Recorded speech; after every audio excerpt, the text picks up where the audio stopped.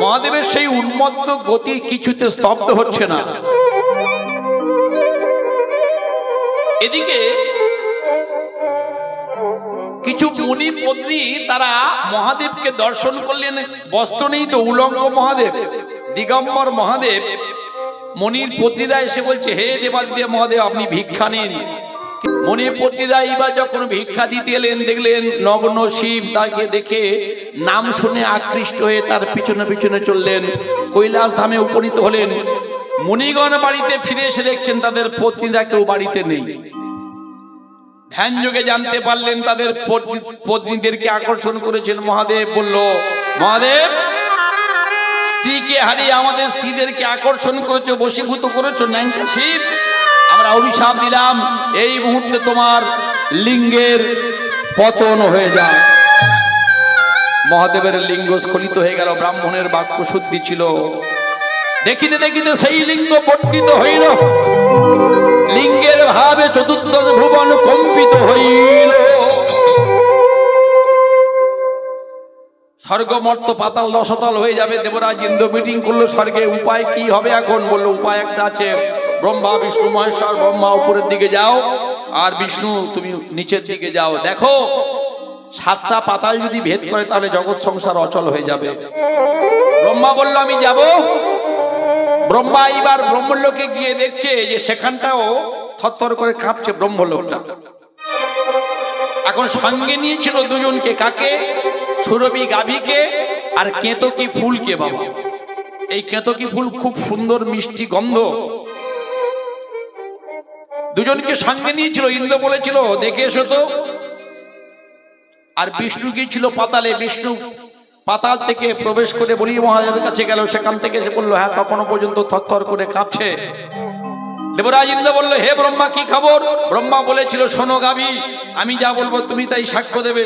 সৃষ্টিকর্তা ব্রহ্মা, পালনকর্তা বিষ্ণু, সংহারকর্তা মহাদেব। যদি বলি মহাদেবের কোপে আমার ব্রহ্মলোকটা থরথর করে কাঁপছে, তাহলে মহাদেবের কাছে আমি ছোট হয়ে যাব। আর তো অহংকার হলো। অন্যায় যে করে আর অন্যায় যে সহে, তব ঘৃণা তারে তৃণ সমদহে। গাভী বলল, বেশ, আপনি যা বলবেন আমি তাই দেব। ইন্দ্রের রাজসভায় এসে ব্রহ্মা বলল, মহাদেবের যে লিঙ্গের ভার, সেই লিঙ্গের ভারে ব্রহ্মলোকের কোনো ক্ষতি হয়নি। যেই বলেছে দেবাদিদেব মহাদেব সর্বভূতাত্মা উপনীত হয়েছেন। হরে হরে মহাদেব। দৈববাণী হলো, হে ব্রহ্মা, সৃষ্টিকর্তা ব্রহ্মা হয়ে তুমি, তোমার 5টা মাথা ছিল, যে বদনে মিথ্যা কথা বললে আমি অভিশাপ দিলাম, আজকে থেকে তোমার একটা মাথা খসে পড়ে যাক। খসে পড়ে গেল একটা মাথা। জগৎ সংসারে তুমি আর তোমায় কেউ পূজা করবে না। ব্রহ্মা কেঁদে ধরলো, তুমি তো বৈষ্ণব, আমায় ক্ষমা করো। বললো, একদিন করবে পূজা। কবে করবে? বললো, যেদিন বিবাহ বন্ধনে আবদ্ধ হবে জগৎ সংসারের নরনারী। আর জগতের সমস্ত শুভ কর্ম করতে গেলে অগ্নিকে সাক্ষী রেখে করতে হবে। তুমি ব্রাহ্মণ, একে দিয়ে, তাহলে অগ্নি নারায়ণ ব্রাহ্মণকে সাক্ষী রেখে করতে হয়। কিন্তু সেবা পাবে ওই যখন বিবাহ হবে তখন। এমনি তোমায় কেউ পূজা করবে না। সঙ্গে ছিল কে? গাভী মিথ্যা সাক্ষ্য দিয়েছিল। গাভী, তুমি মিথ্যা সাক্ষ্য দিলে, আমি মহাদেব অভিশাপ দিলাম, আজকে থেকে তোমার মুখটা অপবিত্র হয়ে যাক। এইবার গাভী করজোড়ে কাঁদে, হে মহাদেব, আমার উপায় কি হবে, গতি কি হবে? সবই তো স্বর্গে ছিলাম। বললো, তুমি মরতে চলে যাবে।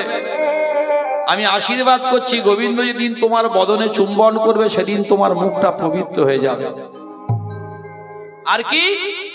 শোনো, আজকে থেকে তোমার পিছনটা পুরো পবিত্র হবে, কিন্তু মুখটা পবিত্র হবে না। সেদিন থেকে বাবা গাভীর দুগ্ধ পিছনের দিকে গোময়, ওই গোময়ের মধ্যে মা লক্ষ্মী স্থান পেয়েছিল। 33 কোটি দেবদেবী গাভীর মধ্যে আছে। হরি বল। আমি আশীর্বাদ করলাম, গাভী তুমি মরতে থাকলেও জগতের মানুষ তোমা ছাড়া জগতে কোনো শুভ কর্ম সম্পন্ন হবে না। নিতাই গৌর। সূর্য উদয়ের আগে যদি কেউ সদর দরজা, সদর দুয়ারে একটু গোময় দিতে পারে, হ্যাঁ, যদি দিতে পারে কি হবে, তার ঘরে লক্ষ্মী বাঁধা থাকবেই অবশ্যই। আমি বলছি না, আপনারা লিঙ্গ পুরাণ শিব পুরাণ খুলে দেখে নেবেন, বা বৃহৎ লক্ষ্মী চরিত পাঁচালী আপনারা পড়ে দেখে নেবেন। কেতকী ফুলকে বলল তুইও মিথ্যা সাক্ষ্য দিয়েছিস, স্বর্গের পারিজাত পুষ্পশিলি আজকে থেকে চলে যা জগতের বুকে কেতকী, তবে তোর ওই গন্ধ থাকবে সুন্দর, কিন্তু জগতে কোনোদিন তুই দেব সেবায় লাগবি না। নিতাই গৌর হরি হরি বল। এদিকে কি হবে, ভগবান গোবিন্দ এবার আহ্বান করলেন মা ভবানীকে, যোগেশ্বরী যোগমায়াকে। সর্বমঙ্গল মঙ্গলে শিবে সর্বার্থ সাধিকে শরণ্য ত্রম্বকে গৌরী নারায়ণী নমস্তুতে। মা বলল, হে গোবিন্দ বলো কেন আজ্ঞা করেছো? বলল, মা তুমি তো মা মনে মাটি, ধরণী তোমার ভার সহ্য করতে পারছে না। মহাদেবের সেই স্খলিত লিঙ্গ বিনা অপরাধে অভিশাপ প্রাপ্ত হয়েছে, তাই তুমি মাটি হয়ে যাও। আর বাবা মহাদেব তার সেই লিঙ্গটা জগতের বুকে যত জীব তত শিব, প্রত্যেকটা জীবের মধ্যে সেই লিঙ্গটা বর্তমান থাকবে, আর তুমি মা হয়ে প্রত্যেকটা নারী জাতির সঙ্গে মিশে যাও। ভক্তমণ্ডলী ভক্তিমতী মায়েরা সেই মাটির উপরে সেই লিঙ্গটা স্থাপিত হয়েছিল, অর্থাৎ শিবলিঙ্গ মানে বাবা আর মায়ের মিলিত রূপ। চতুর্দশীর ব্রত, শিব চতুর্দশী মানে কি? শিব ঠাকুরের একার দিন নয়, অর্থাৎ বাবা মায়ের বিবাহের দিন শিব চতুর্দশী ব্রত। এখন ওই চতুর্দশীর দিনে মা লক্ষ্মী যখন 100 খানা পুষ্প নিয়ে শিবের চরণে নিবেদন করছেন, আস্তে আস্তে মায়েরা শিবের চরণে নিবেদন করছেন, সর্বপ্রথম মাতা লক্ষ্মী, এই যে মাতা লক্ষ্মী সর্বপ্রথম শিব ঠাকুরের পূজা করেছিলেন। 100 খানা যখন ওই পদ্ম নিয়ে ভগবানের চরণে দান করবেন শিব ঠাকুরের চরণে, এখন ভগবান শ্রীনারায়ণ মহেশ্বরের সঙ্গে যুক্তি করেছেন কি 2 খানা পদ্ম চুরি করে নিয়েছেন। ছোট করে একটু শুনুন মায়েরা। এখন যেই চুরি করে নিয়েছেন, মাতা লক্ষ্মী মনে মনে চিন্তা করছে, আমি একবার নয় 3বার গুনলাম, এতদিন পূজা করে আসছি, কোনোদিন কম পড়েনি।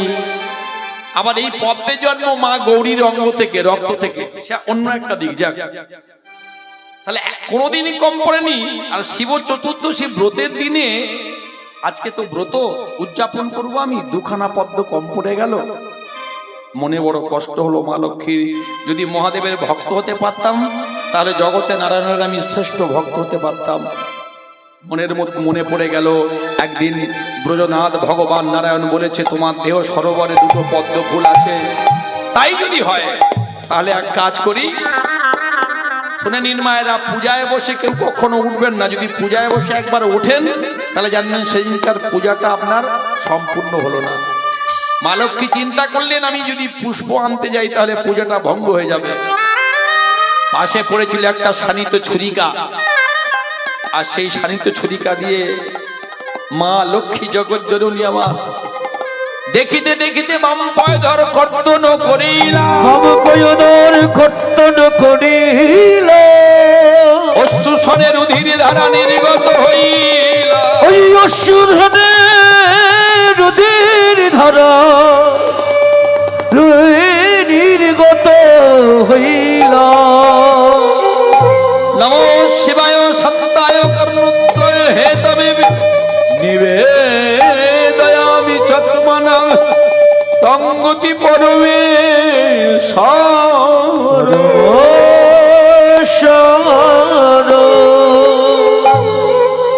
আবির্ভূত হয়েছেন শঙ্কর ভোলা মহেশ্বর, যার এক নাম আশুতোষ। তখনও বিল্লপত্র সৃষ্টি হয়নি। মহাদেব তো পরম বৈষ্ণব, দেবানাম অচ্যুত যথা বৈষ্ণবানাং যথা শম্ভু আর নিম্ন গানাং যথা গঙ্গা। মহাদেব কেঁদে বলছে, ওগো জগৎ জননী মা, এ তুমি কি করিলে? এ তুমি কি করেছো মা? তুমি আমার পূজা কেন করলে? জগতের আধার ভগবান নারায়ণ, তুমি শ্রেষ্ঠ ভক্ত হওয়ার জন্য তুমি যেমন আমায় পূজা করলে, তুমি তো অন্যায় করোনি। তোমার ওখান থেকে 2টো ফুল আমি চুরি করে রেখে দিয়েছিলাম। নারায়ণ এসে দাঁড়িয়েছেন, মহাদেব দাঁড়িয়েছেন, অজন্যয়ন ভোলানাথ মহেশ্বর কাঁদছেন। শোনো মাঝে কর্ম তুমি জগতে করিলে, আমার পূজা তুমি যেমন করে নিজের অঙ্গ দিয়ে দান করিলে, যেমন করে সম্পন্ন করিলে, আমি দেবাদিদেব মহাদেব আদিদেব বিষ্ণু অন্তপ্রাণ আমি তোমায় আশীর্বাদ করলাম, যেমন ছিল তোমার স্তনযুগল তেমনও প্রস্ফুটিত পদ্মের ন্যায় হোক। ওগো জননী, ওগো জননী, নিজের স্তনের বিনিময়ে তুমি যখন শিবের নাম বর্ধিত করিলে, শিবের নামে বর্ধিত করিলে, জগতে শিবের মাহাত্ম্য বাড়িয়ে দিলে, আহা, আমি ভোলা মহেশ্বর এই ত্রিশূল দিয়ে তোমার ওই কর্তন করা কাটা স্তন আমি মাটির মধ্যে বপন করে দিলাম। শুধু তাই নয়, শোনো মা, যেমন করে বাম পায়ে ধর কর্তন করলে, হরি বল মায়েরা, সেই জন্য মায়েদের মাতৃ জাতি আমি আশীর্বাদ করলাম। জগতে আজকে তুমি যেমন করে বাম পায়ে ধর কর্তন করেছো, তাই তোমার মতো করে ওই বাম পায়ধরের থেকে দক্ষিণ পায়ধর উন্নত জগতে সমস্ত মাতৃ জাতির মধ্যে পরিগণিত হবে। হরি বল। যখন বাম পায়ধর কেটেছি তখন ডান পায়ধর কাঁদছে আর বলছে, ওরে বাম পায়ধর তোরে কি ভাগ্য বলি হারিয়ে যায়, জগতে বৈষ্ণব সেবায় তুই লেগে গেলি। ভগবান বলেছে, আমার থেকে আমার বৈষ্ণবের সেবা দিলে আমি খুশি হই। বলি সেদিন আমার কবে মা হবে, বলি সেদিন আমার, হরি বল, আমার কবি হবে, বলি বৈষ্ণব সেবায় লেগে যাব, বলি সেদিন আমার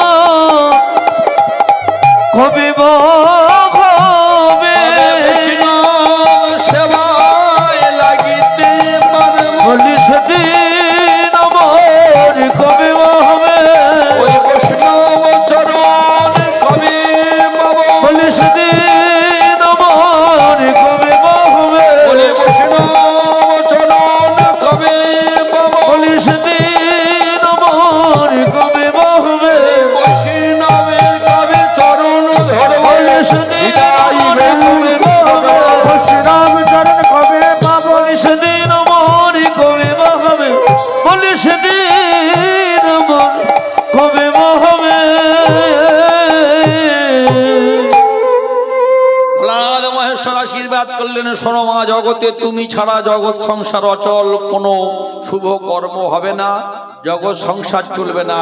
নারায়ণের আগেও তুমি বসবে লক্ষ্মী নারায়ণ, ওই শ্রী মা লক্ষ্মী রমা।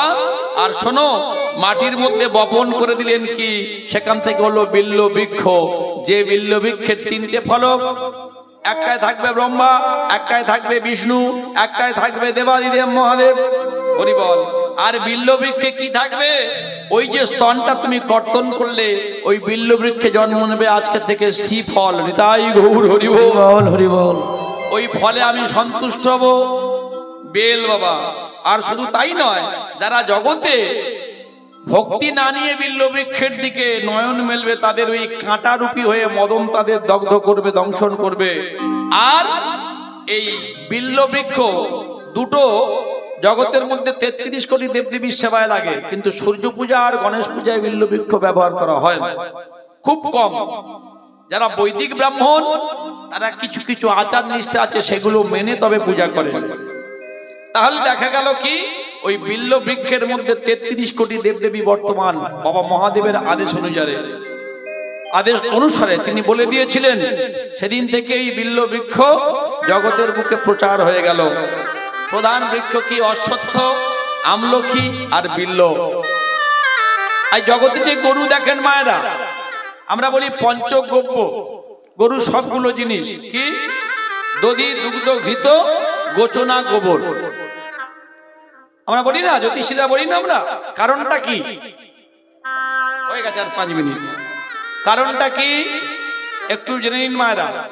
আচ্ছা, দেখেছেন যে ঠাকুর মশাই পূজায় বসবেন, বলবে গরুর মুখের একটু লালা নিয়ে এসো, বলে নাকি? কি বলে? বললো গোচনা নিয়ে এসো। কেন গোচনা এত পবিত্র হলো? কবে থেকে হলো? মায়েদের শ্রী মতি দেওয়া হয়। শ্রী মানেই লক্ষ্মী। লক্ষ্মী ছাড়া জগৎ সংসার অচল। লক্ষ্মী যদি সংসারে না থাকে সেই সংসারটা বৃথা হয়ে যাবে। শুনে নিন ভালো করে। একদিন গোলক বৃন্দাবন বৈকুণ্ঠ ধামে, চারটে ধাম, বদ্রীধাম, বদ্রীনারায়ণ, রামেশ্বরম, দ্বারকাপুরী আর জগন্নাথ ধাম, এই চারটে প্রধান ধাম। ভগবান শ্রী নারায়ণ মা লক্ষ্মীকে স্বর্ণ পালঙ্কে শয়ন করে আছেন। মা লক্ষ্মীকে বলছেন, মা লক্ষ্মী প্রশ্ন করছেন, হে নারায়ণ, আমি তো তোমার দিনরাত্রি চরণ সেবা করি, তা জগতের মধ্যে আমি তাহলে তোমার সব থেকে শ্রেষ্ঠ ভক্ত, তাই তো নাকি? ভগবান নারায়ণ বলছেন, নিঃসন্দেহে তুমি তো লক্ষ্মী রমা, সর্ব ঐশ্বর্যশালিনী। তবে আজকে এত সুন্দর তোমায় লাগছে, এত সুন্দর তোমার রূপ, তোমার দেহ সরোবরে যেন মনে হচ্ছে প্রস্ফুটিত দুটো পদ্ম। ভগবান প্রশংসা করলেন। এবার গোবিন্দ বলছে, জগতে তুমি আমার প্রিয়, তবে জগতে সব থেকে যে শ্রেষ্ঠ বৈষ্ণব সে আমার কাছে প্রিয়। যেই বলেছে মা লক্ষ্মীর একটু রাগ হয়েছে, বাবা আমি দিনরাত তোমার চরণ সেবা করি, আমি তোমার স্ত্রী অর্ধাঙ্গিনী বামা, তুমি বলছো পরম বৈষ্ণব কে? বললো জানো না আবার? দেবাদিদেব মহাদেব। তাই ওই তোমার শ্রেষ্ঠ। বললো না, বাকি আছে। কি বাকি? বললো জগতে তারাই আমার সর্বশ্রেষ্ঠ ভক্ত। কারা? বললো যারা, ভালো করে বুঝবেন কথাটা, যারা শিব ভক্ত, যারা শিবের পূজা করে জগতের মধ্যে, সেই হচ্ছে আমার সর্বশ্রেষ্ঠ পরম ভক্ত। তাই গৌর হরিবল হরিবল। যদি জানতে চাও তত্ত্বরে, হতে হবে তত্ত্বরে। এখন যেই বলেছে মা লক্ষ্মী মনে মনে চিন্তা করছে, তাহলে আর দেরি করবো না। তাহলে শিবের যদি ভক্ত গোবিন্দের প্রিয় হয়, নারায়ণের শ্রেষ্ঠ ভক্ত হয়, তাহলে আমি এবার নারায়ণের চরণ ছেড়ে শিবের চরণে পড়বো, যে শিব নারায়ণকে ডাকে। এইবার মা লক্ষ্মী শুরু করলেন শিবের পূজা। কোথা থেকে? পুষ্কর তীর্থ থেকে 100 পদ্ম ফুল নিয়ে এসেছে মা, আর গুনে গুনে শিব ঠাকুরের পূজা করছেন। ওম নমো শিবায়।